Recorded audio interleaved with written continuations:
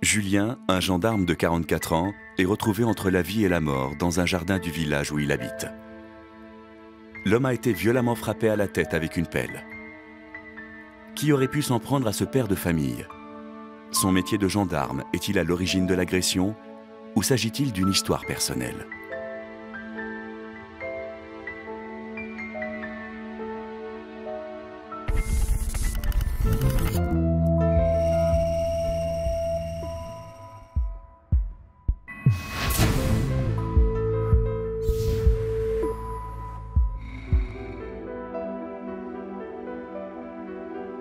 Tout a commencé 2 mois plus tôt, dans ce petit village isolé au cœur des Ardennes. Comme tous les matins, Julien prend son petit déjeuner avec sa femme Caroline et Clémence, leur fille unique de 18 ans. Depuis que la famille a déménagé il y a 6 mois, l'ambiance est électrique. T'as demandé pour ta mutation? Chérie, on en a déjà parlé, tu sais très bien que c'est trop tôt. Ça fait même pas 1 an que j'ai intégré l'escadron des Ardennes. C'est trop tôt pour changer de région, là. Qu'est-ce qui t'a pris d'accepter d'être envoyé ici? Tout ça pour passer brigadier chef et gagner 100 € de plus par an? Bon, ça suffit, hein? Je suis fonctionnaire. J'ai pas mon mot à dire, alors si on me demande d'accepter une mission dans les Ardennes, je dis oui, c'est comme ça. Et puis j'ai une promotion, qu'est-ce que tu veux de plus? Change de mari si t'es pas contente, hein? Papa, j'aime pas quand vous vous engueulez comme ça. Que veux-tu? Ton père n'aimait pas l'air marin, la côte atlantique et les beaux couchers de soleil, ça ne lui plaisait plus. Non, il préfère les Ardennes.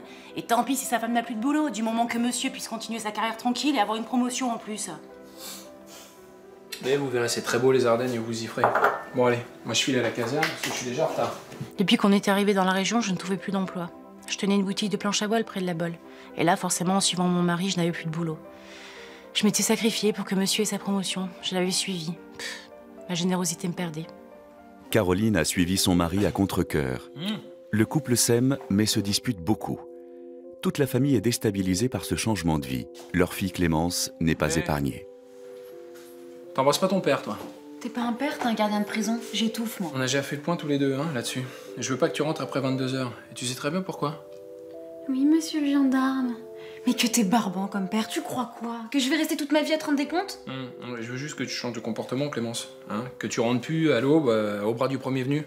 C'est pas un comportement digne d'une jeune fille de 18 ans, ça. Mais je suis majeure, ok? Alors je fais ce que je veux. Ouais, et tu vis sous mon toit, et c'est pas un hôtel ici. Hein. Allez, bisous mes amours. Bonne journée. Mon père, il était très strict. Un peu vieux jeu. Il aimait l'ordre, les horaires. Gendarme, c'était vraiment un métier fait pour lui. Alors, c'est vrai que parfois je découchais, mais bon, fallait me comprendre, moi aussi.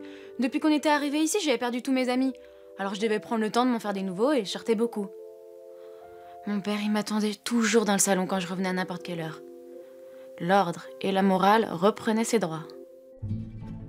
Patrick, le voisin sans emploi, est lui aussi une source de soucis. Il n'a pas vraiment de raison d'importuner le gendarme et sa famille. Seulement les forces de l'ordre, il les préfère loin de chez lui et de ses petites affaires. C'est quoi le programme aujourd'hui? Est-il hôtesse sur bord de la nationale? Chasse aux braconniers dans la forêt. Vous allez importuner qui parmi les honnêtes citoyens? Lâchez-moi, vous voulez bien? M'obligez pas à mener mes petites enquêtes par chez vous. Des menaces?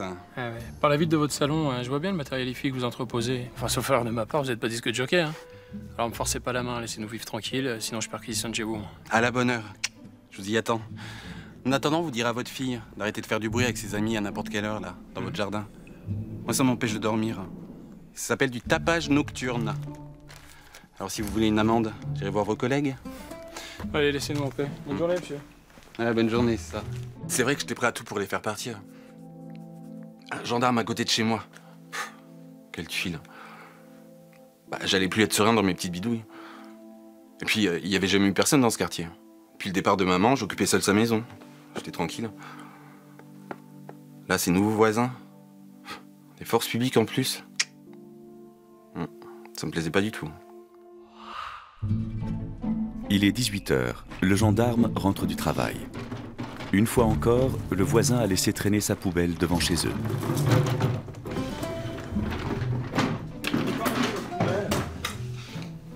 Ouais, qu'est-ce qui vous arrive? Un problème avec votre compteur? Non mais oh, occupez-vous de ce qui vous regarde. Vous avez pas une famille à nourrir?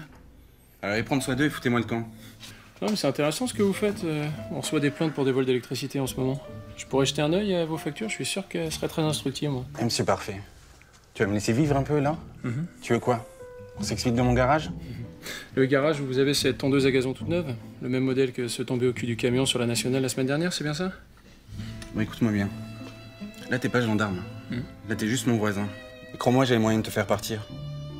Un incendie dans ta belle maison, quand vous serez partis en week-end, ça te tente? Non? Alors laisse-moi tranquille chez moi. Et t'invites plus comme ça. Vous me faites pas peur? Imbécile. Je faisais de mal à personne. J'étais au chômage depuis longtemps. J'avais pas d'argent. Bah, parfois, je rachetais des objets agricoles à bas prix et je savais pas trop d'où ils venaient, mais c'est tout. Hein. Et lui, là, il avait pas intérêt à venir fouiller longtemps comme ça dans ma vie. Parce que j'étais peut-être pas un voleur, mais c'est sûr que j'étais un sanguin. Et ça pouvait partir vite. Dans moins de 2 mois, Julien va être victime d'une violente agression. Un coup de pelle sur la tête qui le laissera entre la vie et la mort. Patrick, son irascible voisin, inquiet de la trop grande curiosité du gendarme, a-t-il voulu le réduire au silence?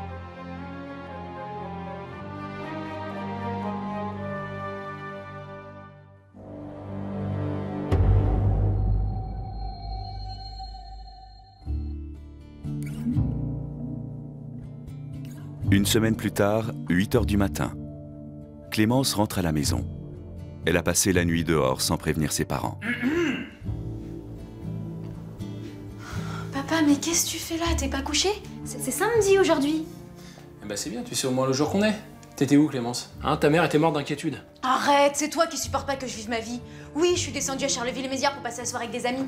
Et alors? Personne n'avait de voiture pour me ramener dans ton trou paumé là. J'ai dû prendre mon premier bus pour rentrer ce matin. C'est quoi ça? Qu'est-ce qui s'est passé? Tu t'es fait agresser? Mais oui, bien sûr. Et pourquoi pas un viol tant qu'on y est? Mon pauvre papa. T'as jamais été jeune ou quoi? C'était jamais arrivé de danser et de te vautrer? Bah oui, voilà, je suis tombée. Mais j'ai passé une super soirée. Eh ben c'est bien, file dans ta chambre, je vais plus te voir aujourd'hui. Eh, tu me parles pas comme ça, je suis plus une gamine, ok? Tu dégages! Mais mon père, c'était vraiment un redresseur de tort. Bon, c'est vrai que j'avais abusé à 8 h du mat, mais quand je rentrais à minuit, c'était la même. Il m'attendait dans le jardin, limite avec un martinet. Mais comment j'allais m'en sortir? Parce que j'étais dans un beau pétrin s'il apprenait ce que je faisais vraiment de mes soirées le week-end. Il allait me tuer. Caroline pourrait peut-être raisonner sa fille, mais elle a l'esprit ailleurs, trop occupée à tromper son ennui. Chérie? Mais tu sors, hein? Tu vas où? En ville, faire du shopping. Je suis trop déprimée ici, faut que je m'occupe. Ouais, Caroline, ta fille vient de rentrer là. Hein, je crois qu'elle a besoin d'une sérieuse explication avec ses parents, il faut qu'on aille lui parler. Je crois que tu as déjà très bien parlé. Ça suffira pour aujourd'hui, les remonterons ça. Puis ça lui passera, les virées nocturnes, hein? Dis-moi, amour, est-ce que je peux prendre ta carte bancaire pour aller faire quelques courses? Encore? Non mais qu'est-ce qui t'arrive avec le shopping là? Je te reconnais plus. Mais oui, mais je m'ennuie ici. C'est toi qui m'as forcé à venir vivre dans ce patelin, donc ça a un prix, c'est comme ça. Tu préfères quoi, une femme dépressive toute la journée à la maison? Bon écoute, tu fais comme tu veux, mais c'est vraiment pas raisonnable. On a besoin de toi ici, surtout ta fille. Tiens. Merci mon amour, à ce soir.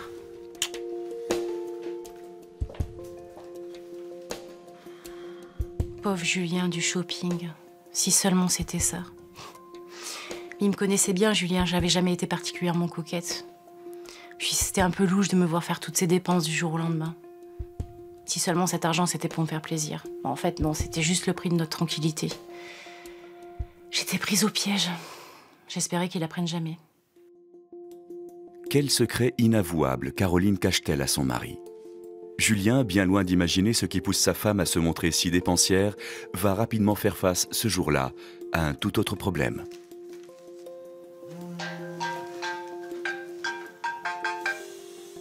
Oui, bonjour mon lieutenant. Ah oui? Oui, croyez bien, je vous serai infiniment reconnaissant, oui. Oui, cette affaire va vite être réglée, oui. Merci mon lieutenant. Clémence! C'est quoi cette histoire, Clémence? En fait, avec mes nouveaux amis, on avait volé quelques sacs à des touristes aux terrasses des cafés en centre-ville. Bon, on l'avait déjà fait 2, 3 fois, mais c'était jamais avec violence. Même si une fois, dans la précipitation, je m'étais déchiré le t-shirt. Mais c'était juste un jeu pour nous. Parfois même, on leur rendait leurs affaires. Mais bon, une fille de gendarme, ça le faisait pas. Mon père, il allait mourir sur place et me tuer aussi. Clémence a été filmée par les caméras de surveillance du centre-ville en flagrant délit de vol à l'arraché. Clémence, c'est quoi cette histoire? Clémence! Son père est furieux. T'es complètement folle? Tu veux finir ta vie en prison? C'est quoi ce cirque? C'est ta faute tout ça, t'avais qu'à pas nous emmener vivre ici. Moi j'étais heureuse avec mes copains sur la côte atlantique. Alors ici aussi, il faut bien que je me trouve des distractions. Ah ouais, en volant, c'est ça tes distractions? Eh ben je me fais les amis que je peux, excuse-moi. De toute façon, tu connais personne ici. T'es même pas fichu de me présenter du monde. Quand t'es pas au boulot, tu vois jamais personne. Et comme la maison est à 40 bornes de mon université, bah oui, j'y vais rarement et je m'ennuie. C'est ta faute tout ça, t'avais qu'à me trouver un appart en centre-ville. J'aurais pu avoir une vie normale. Ça suffit! Hein, c'est trop facile ça, hein? Tu vas venir avec moi à la gendarmerie, tu vas ramener tout ce que t'as volé. T'as de la chance que je m'entende bien avec le lieutenant. Il va passer l'éponge sur ton petit cas là. Par contre, il va falloir dénoncer tous tes petits camarades. Jamais, je suis pas une balance. Ah ouais, bah ça on va voir. Tu viens avec moi à la gendarmerie. Tu viens avec moi, je te dis! Non mais je pouvais pas balancer les autres, ça se faisait pas. Et puis eux au moins ils me comprenaient. On faisait la fête ensemble, ils étaient cool. Alors que mon père, lui, il s'intéressait jamais à moi. Bah si, pour me faire des reproches. Mais bon, ça avait été toujours comme ça, hein, depuis que je suis petite. Tout ce qui l'intéressait, c'était sa réputation de gendarme. Là, il m'arrêtait juste pour faire mousser, hein, pour montrer qu'il faisait bien son métier, même avec sa propre fille. Dans un mois, un violent coup de pelle sur le crâne va laisser Julien entre la vie et la mort. Clémence, sa fille, n'aurait-elle pas mis la vie de son père en danger à cause de ses mauvaises fréquentations ?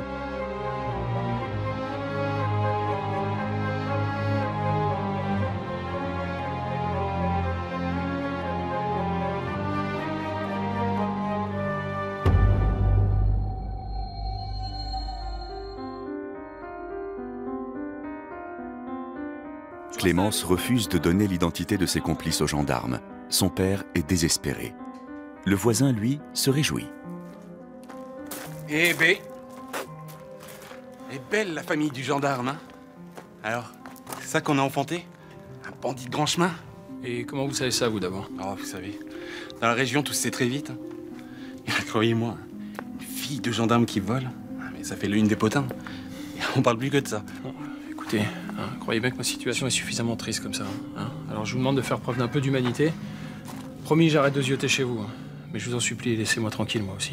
Eh, bien, enfin une parole sensée. J'ai rien à me reprocher, moi, vous savez. Revois votre gamine, là. Je me gênerais pas pour la dénoncer si je la vois traîner vers chez moi. J'ai pas l'habitude de vivre à côté d'une voleuse, moi, vous savez. C'est ça. Je vais me méfier maintenant. Oh, c'était tellement bon de voir le gendarme modèle pris au piège par sa propre fille. Non, mais c'était inespéré. Je pense que là, il allait plus m'importuner pour un bon moment. En revanche, moi, j'allais continuer à bien profiter de la situation. Julien est dépassé par les événements. Il ne sait pas comment raisonner Clémence et pas question de compter sur sa femme pour l'épauler. Tiens, je te rends ta carte bancaire. Ouais. C'était bien ta petite balade en ville? T'as dépensé combien en shopping? Je regarde tout de suite les relevés comptes sur internet. Écoute, Julien, je n'ai rien acheté cette fois-ci. Voilà, t'es content? Qu'est-ce qui t'arrive, Caroline? Hein? Notre fille est accusée de vol, elle est totalement à la dérive, et toi tu vas faire du shopping en ville? Promis, j'irai lui parler. Mais tu sais que c'est pas simple de lui parler. Et puis on va pas s'arrter de vivre pour autant. Ouais. Puis de toute façon, ils vont la couvrir à la brigade. Non, elle risque rien. Non mais vous me prenez pour qui toutes les deux là? Hein? Vous croyez que je pourrais toujours vous couvrir? J'ai une réputation, moi, je risque des sanctions disciplinaires si je continue à couvrir ma fille. Hein? Et la hiérarchie, ils vont pas pouvoir me suivre longtemps sur ce coup-là, ils se mettent en danger eux aussi. Hein. Bon, promis, je serai plus présente maintenant. Je vais parler à Clémence. Eh ben y a intérêt. J'étais prise dans une spirale infernale, moi aussi. Je ne savais plus du tout comment cacher la vérité à Julien. Il allait finir par tout découvrir, j'en étais sûre. Notre famille allait voler en éclats, j'étais complètement terrorisée. Depuis des mois, Caroline porte un terrible secret qui leur coûte beaucoup d'argent. Julien décide de contrôler leur compte bancaire. Mais 2000 € samedi? 1000 € la semaine précédente? Non mais c'est pas possible. Là. Elle est en train de dévaliser toutes nos économies là. Caroline! Oui? C'est quoi ce bordel? On y était, je ne savais pas du tout comment j'allais me dépêtrer de cette sale histoire. Je ne ramenais aucun achat de mes supposées séances de shopping et pourtant son compte bancaire était dans le rouge. J'étais complètement piégée. Non mais qu'est-ce que tu fous avec les économies là? 1000 € la semaine dernière, 2000 € cette semaine? Tu fais quoi? Mais c'est parce que j'ai commandé des robes sur internet. 3000 € de robe. Hein, tu vas te marier ou quoi là? Écoute Julia, je suis désolée. Laisse-moi s'il te plaît, j'ai besoin de repos là. Julien ne va pas tarder à avoir une réponse à toutes ces questions. Un soir, alors qu'il rentre du travail plus tôt que prévu, il surprend sa femme, qui se dirige chez son voisin. Caroline, qu'est-ce que tu fabriques là? Tu laisses des mots doux aux voisins maintenant? C'est quoi ça? Je t'en supplie, Julien, rends-moi cette enveloppe. C'est quoi cette enveloppe? C'est quoi ça? Je suis désolée, Julien. Je suis désolée. J'avais eu une aventure d'un soir avec le voisin et depuis, il avait décidé de me faire chanter. J'étais complètement coincée. Si je ne lui ramais pas des enveloppes en liquide toutes les semaines, il disait tout à mon mari. Maintenant, il me restait plus qu'une chose, essayer de sauver mon couple. Caroline doit affronter la colère de Julien. Le gendarme est bouleversé à l'idée d'avoir été trahi par sa femme et refuse d'entendre les demandes de pardon répétées de Caroline. Comment t'as pu me faire une chose pareille, hein? Avec ce pauvre type en plus. J'étais perdue ici. Je me sentais complètement abandonnée quand tu partais au travail. Alors un soir, oui, j'en ai parlé à Patrick et on avait fini par se rapprocher. Tu me regardais plus, Julien, t'étais tout le temps absorbé par ton travail, jour et nuit. Alors oui, j'ai fauté un soir, juste un soir. Tu sais quoi, on va pas se mentir. C'est fini entre nous. De toute façon, je te pardonnerai jamais, tu sais bien. Pardonne-moi, Julien, je t'en supplie. Puis c'est toi qui m'as emmenée ici. Tu m'as complètement abandonnée, tu ne faisais plus du tout attention à moi, tu le reconnais ça au moins? Non, je reconnais rien du tout. Hein. Et moi, je me suis pas épanché dans les bras du premier venu. Hein. Tu sais quoi? Mais tu me dégoûtes. Ah oui? Et lorsque tu as eu une aventure avec la petite adjudante, c'était pas pareil peut-être? Bon, ça n'a rien à voir, non. Hein, c'était il y a 20 ans. Là, c'est beaucoup plus grave. On est un couple maintenant, hein. On se fait confiance. À l'époque, j'étais enceinte de Clémence et je t'avais pardonné, moi. Eh ben, tu sais quoi? T'aurais pas dû, parce que moi, je te pardonne pas. Je veux qu'on se sépare, Caroline. Je veux plus te voir, fiche le camp. T'es tellement injuste avec moi. Tu ne retiens que mes fautes, hein. Jamais les tiennes. Ça. Il me quittait comme ça en quelques minutes, après 20 ans de vie commune. Par sa faute, j'étais sans travail, sans argent. Il me laissait dans cette région où je n'avais jamais voulu mettre les pieds. Et en plus, il fallait que je paye pour ma faute. Il était tellement injuste avec moi. Dans moins d'une semaine, Julien va être violemment agressé et laissé pour mort suite à un terrible coup de pelle sur le crâne. S'agit-il d'un acte désespéré de Caroline, abandonnée par un homme à qui elle avait elle-même pardonné son infidélité ?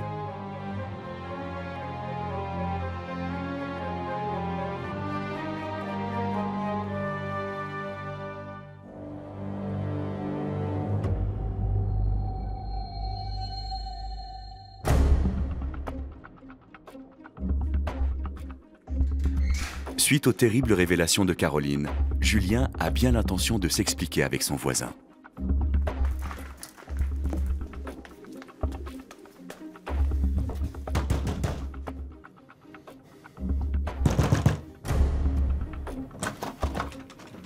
Laisse-toi. Tu vas me le payer, sale enflure. Oh, mais lâche-moi, je te permets pas. Attends, mais t'es malade ou quoi? Ah ouais, moi je suis malade, hein? Tu couches avec ma femme et tu tentes de la racketter, hein? Tu vas payer, Patrick, hein? Je vais t'envoyer en tôle, moi, pour ton chantage. Crois-moi que tu vas dormir à l'ombre. Tu iras rien dire aux flics. Ah Parce ouais? que sinon... Ah ouais, sinon quoi? Clémence, tu peux sortir s'il te plaît? Qu'est-ce que tu fous là, toi? Toi aussi, tu couches avec le voisin? Mon père, il était toujours à côté de la plaque. J'étais la complice de Patrick depuis des mois. On multipliait les petits larcins tous les deux. Mais là, je comprenais plus rien. Mon père qui accusait Patrick de coucher avec ma mère? Et Patrick qui me demandait de les rejoindre? Bah, peut-être qu'il voulait dire toute la vérité à papa, hein. Quoi? Eh ouais, ta fille est une voleuse. Dans mon garage, c'est ce que j'ai? De l'outillage agricole volé dans un magasin. Non mais attends, avec les empreintes digitales de ta fille. Si je plonge, elle plonge aussi. Alors, qu'est-ce qu'on fait? Hein?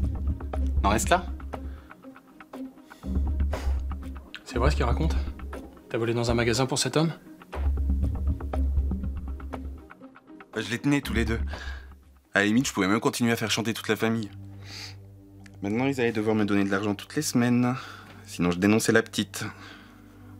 Ouais, moi j'allais faire un peu de tôle, mais bon, ça aurait pas été la première fois. Hein.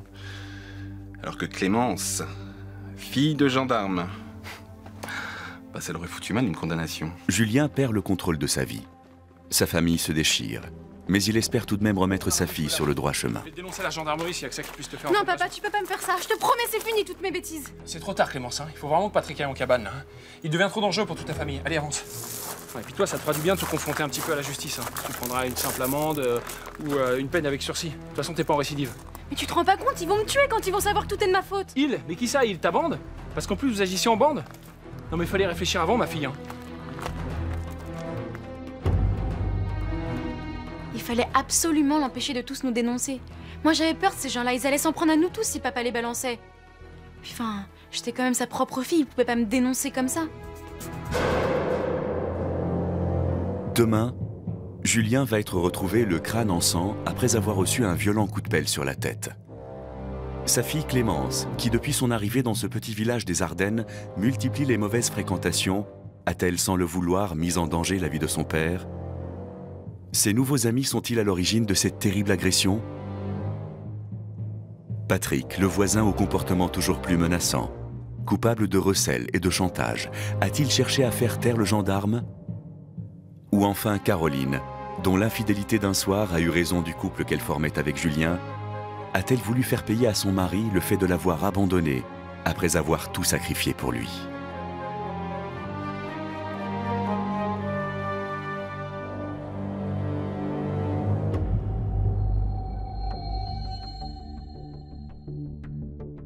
Julien a décidé de se laisser un temps de réflexion.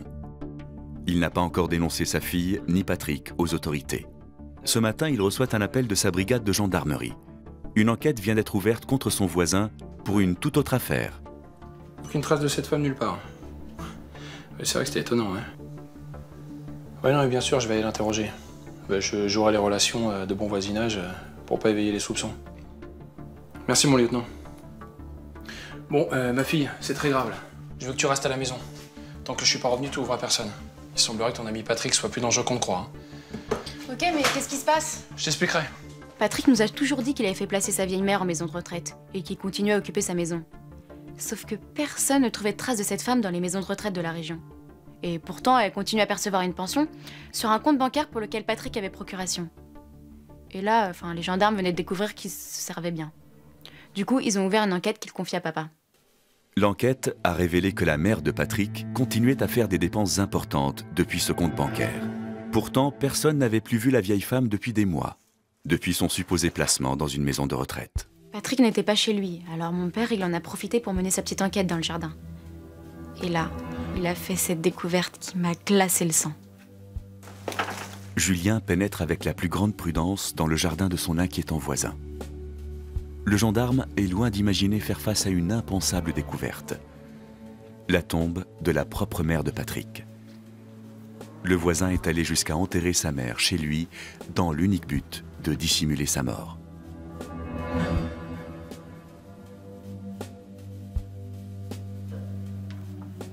Il laissait même pas maman reposer en paix. Ouais, j'avais détourné sa pension de retraite depuis des années, mais c'est elle qui me l'avait proposé juste avant de mourir. Elle voulait être enterrée dans notre jardin. Moi, je l'ai fait que respecter ses dernières volontés. Patrick surprend Julien penché sur la tombe de sa mère. Il connaît maintenant son terrible secret. Pas question que cette affaire s'ébruite. Patrick est prêt à tout pour empêcher le gendarme de parler. Réalisant la gravité de son acte, Patrick fuit immédiatement les lieux. Papa! Papa! Papa! Au secours! Papa, réveille-toi! Papa! Au secours! Venez à l'aide! Allô? Oui, il faut venir chez moi tout de suite. Mon père, il s'est fait agresser. Qu'est-ce que je dois faire? Il s'est pris un coup de pelle dans la tête, il bouge plus. Qu'est-ce que je fais? Mais non, il bouge plus. Papa, réveille-toi, papa! Au secours! Je l'ai vu frapper papa, c'était horrible. J'ai immédiatement appelé les secours. Quand je pense que j'ai fait confiance à cet homme, mais c'est un grand malade, Patrick. Je regrette tellement. J'aurais vraiment dû écouter mon père depuis le début. Notre famille avait fini par se ressouder. On s'était pardonné et on avait su rester très solidaires après cette terrible affaire. Finalement, ce Patrick, c'était qu'une mauvaise rencontre. La mauvaise rencontre de toute une vie. Je me suis rendu compte à quel point j'aimais mon père. J'avais failli le perdre, sous mes yeux. Alors maintenant, on est inséparables et il fait beaucoup plus attention à moi. Je pense même à épouser une carrière de militaire. Pourquoi pas gendarme comme lui finalement? Julien survivra à ses blessures. Grâce au témoignage de Clémence, Patrick sera rapidement interpellé. Il écopera d'une peine de 7 ans de prison pour coups et blessures ayant pu entraîner la mort, ainsi que d'une peine complémentaire de 2 ans pour escroquerie. Caroline et Julien se sont remis ensemble. Ils vivent toujours dans les Ardennes, mais ont déménagé de cette maison pleine de mauvais souvenirs. Quant à Clémence, elle a tourné le dos à ses mauvaises fréquentations et poursuit brillamment ses études.